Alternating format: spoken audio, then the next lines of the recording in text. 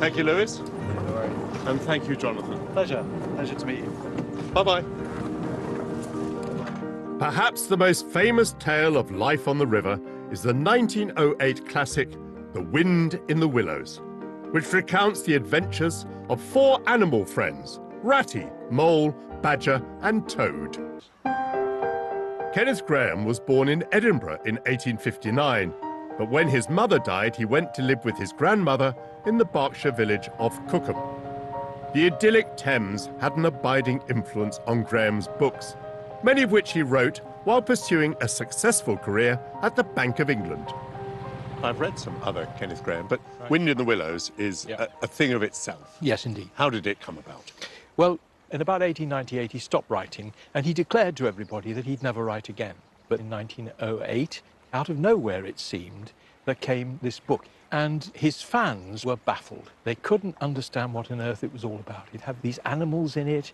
It had a sort of strange, almost a sort of political, satirical tone. But I suppose the book would have had immediate appeal to children, would it? Well, I think it did, and the last 4 or 5 chapters of it are derived from stories that Kenneth Graham told his young son, his only son, a child called Alistair. And when the two were parted, Kenneth Graham actually wrote stories down for Alistair, which have survived. And you can see quite clearly he lifted the texts of those stories straight into The Wind in the Willows. So the appeal for children is there in that type of way.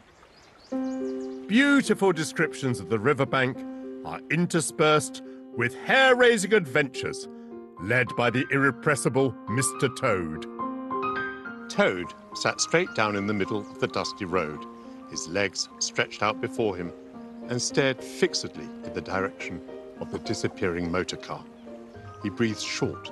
His face wore a placid, satisfied expression, and at intervals he murmured faintly, "Poop, poop," bothered, bewildered, bewitched. Is Mr. Toad representing the people spoiling the countryside with their motor cars? Yes, I believe he is.